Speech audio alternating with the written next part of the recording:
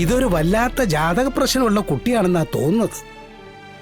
ഇത് ജനിച്ചതേ വശപ്പശയില്ല, ഒരു സംശയവും വേണ്ട. അതുകൊണ്ട് താൻ അങ്ങനെ പറഞ്ഞേ? ഇത് പറയുമ്പോ സാറിന് തോന്നും എനിക്കെന്തോ ആ കുഞ്ഞിനോട് വ്യക്തിവൈരാഗ്യം ഉണ്ടെന്ന്. അങ്ങനെയൊന്നുമില്ല. ഞാൻ പറയാൻ പോകുന്ന കാര്യം ഒന്ന് ശ്രദ്ധിച്ചാ അപ്പൊ സാറിനത് മനസ്സിലാവും. മാഡം, മോളിന്നാ, അർജന്റാ, 1 മിനിറ്റ്.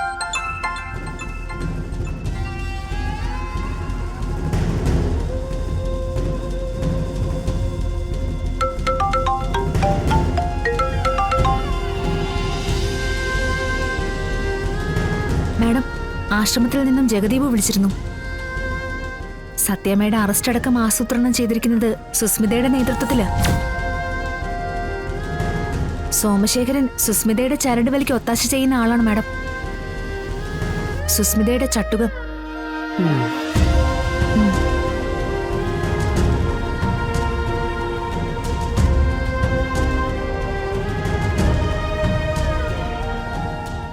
വാങ്ങുന്ന കാശിന് 100% കൂറ് കാണിക്കുന്നവനാ ഈ സോമശേഖരൻ.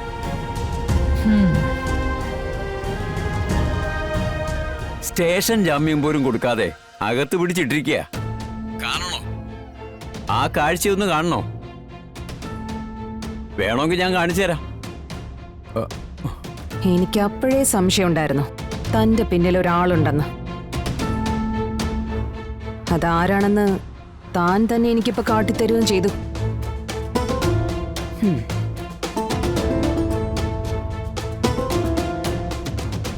അപ്പോ ഇതെല്ലാം നിന്റെ പ്ലാൻ ആയിരുന്നു? കാഷായ വേഷം ധരിച്ചുള്ള കരിങ്കാലിപ്പണി. കുലം മുടിക്കാൻ ഇറങ്ങി തിരിച്ചവൾക്ക് വേഷം കെട്ടി ആടാനാണോ പ്രയാസം? ഞാൻ ചെയ്യുന്നത് എന്റെ കർമ്മമാ. നിനക്കൊക്കെ പട്ടട ഒരുക്കുന്നതാടി എന്റെ കർമ്മം.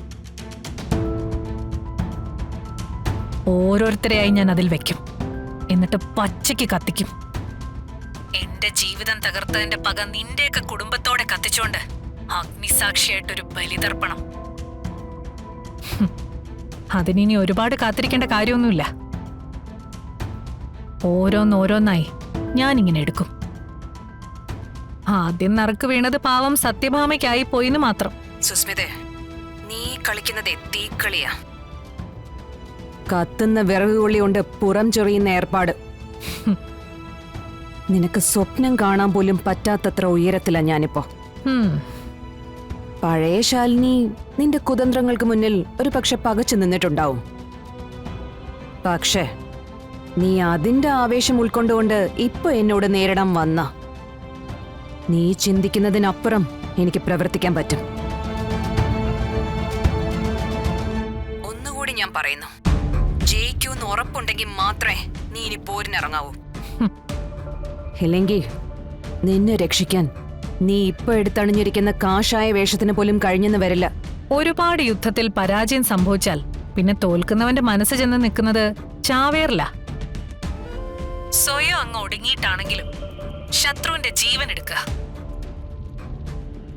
അങ്ങനെ തയ്യാറായി വന്നവളെ നീ ആയുസിന്റെ കാര്യം പറഞ്ഞ് പേടിപ്പിക്കാൻ വരല്ലേ. ഒരൊറ്റ ജീവിതമേ സുസ്മിതയ്ക്കുള്ളൂ. അതുപോലെ തന്നെ ഒരൊറ്റ ലക്ഷ്യവും, നിന്റെ ഒടുക്കം. അതിനുവേണ്ടി എന്തും ഞാൻ ചെയ്യും. ഇന്നു മുതൽ നീ കൗണ്ട് ഡൗൺ ചെയ്തോ. നിന്റെ ആയുസ് എടുക്കാനുള്ള കൊലക്കയറുമായി ഞാനുണ്ടാവും നിന്റെ പിന്നിൽ. നിന്നെ ജീവിപ്പിക്കുന്നത് നിന്റെ നാവിന്റെ ബലവാ സുസ്മിത. പക്ഷേ ഞാൻ ജീവിക്കുന്നതേ ഒരുപാട് പേരുടെ പ്രാർത്ഥനയുടെ പുറത്താ. ഞാൻ മറ്റുള്ളവരുടെ നന്മ ആഗ്രഹിക്കുമ്പോ നീ ആഗ്രഹിക്കുന്നത് മറ്റുള്ളവരുടെ സർവനാശ. നമുക്ക് നോക്കാം നന്മയാണോ തിന്മയാണോ ജയിക്കുന്നതെന്ന്. വരട്ടെ, നമ്മൾ തമ്മിൽ നേരിട്ടുള്ള യുദ്ധം വരട്ടെ. അതിനു മുൻപ് നിനക്ക് ചുറ്റുമുള്ള പടയാളി കൂട്ടങ്ങളെ ഇല്ലാതാക്കേണ്ടത് എന്റെ ആവശ്യമായി പോയില്ലേ. ഓരോന്നോരോന്നായി ഞാനിങ്ങനെ എടുത്തോളാം.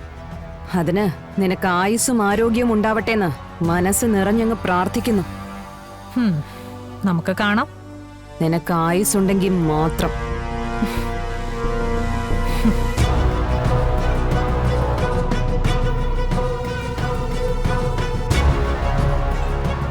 അവളുടെ ആയുധമായിട്ട് നിൽക്കുന്നതൊക്കെ കൊള്ളാം.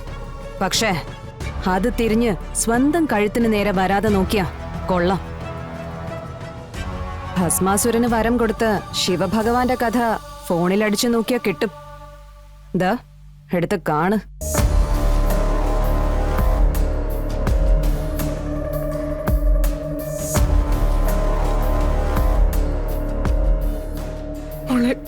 സത്യം ഒന്നും കൊണ്ടും പേടിക്കണ്ട.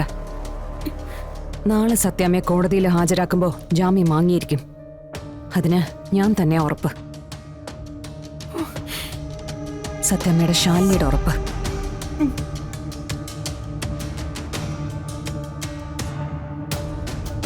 പലിശയ്ക്ക് പണം കൊടുക്കുന്ന എല്ലാവരുമേ ഇവരിക്കും പിടിച്ചോണ്ട് പോവോ? അങ്ങനെ നീ ആദ്യം പിടിക്കേണ്ടതേ ഇവിടുത്തെ പ്രൈവറ്റ് ബാങ്കുകളില്ലേ, അവരല്ലേ കൊള്ള പലിശയ്ക്ക് പണം കൊടുത്തിട്ടേ ജനങ്ങളെ കൊല്ലാക്കൊല ചെയ്യുന്നേ. ഇതിപ്പോ മരിച്ച കുട്ടികൃഷ്ണൻ എന്തൊക്കെയോ എഴുതി പിടിപ്പിച്ചിട്ടുണ്ടെന്നല്ലേ അവര് പറയുന്നേ. എന്തോന്ന് എഴുതി പിടിപ്പിക്കാനാ? കാശ് മേടിച്ചോണ്ട് പോയി കാര്യം സഹായിച്ചിട്ടേ ഇതുപോലെ ചത്തു കഴിഞ്ഞാൽ പിന്നെ കാര്യം തീർന്നല്ലേ. കാശ് കൊടുത്ത് സഹായിച്ചവര് ഇതുപോലെ കൊടുക്കുകയും ചെയ്യും. ഇനിയിപ്പോ എന്തോ ചെയ്യുന്നേ? പാവം ഭാമ ആകെ വിഷമിച്ചിരിക്കുമായിരിക്കും. എടോ, ഇയാളിങ്ങനെ വടിപോലെ നിന്നെന്തോ കാര്യം? ആ ഫോൺ എടുത്ത് ആരെങ്കിലും ഒന്ന് വിളി. എന്നിട്ടേ ഭാമയുടെ കാര്യം എന്തായാലും തിരക്ക്. അല്ലെങ്കിൽ തന്നെ എല്ലാ അസുഖങ്ങളും ഉള്ളിൽ ഒതുക്കിക്കൊണ്ട് നടക്കുന്നുള്ള ഭാമ. അതിപ്പം ശേഷനെ കിടക്കുന്ന വെച്ചാ എടോ അവിടെ കിടന്നത് പറ്റത്തില്ലടോ. താൻ വിളിച്ചേ എന്നിട്ട് ജാമ്യം കിട്ടി തിരക്ക്. ഞാൻ പറഞ്ഞില്ലേ സാറേ, സ്റ്റേഷനിൽ നിന്ന് ആ സോമശേഖരൻ ജാമ്യം കൊടുത്തില്ല. ശാലിനി കുഞ്ഞ് വക്കീലിനെ കാണാൻ പോയിട്ടുണ്ട്. പക്ഷേ അതെന്തായാലും ശാലിനി കുഞ്ഞ് വന്നാലേ പറയാൻ പറ്റൂ.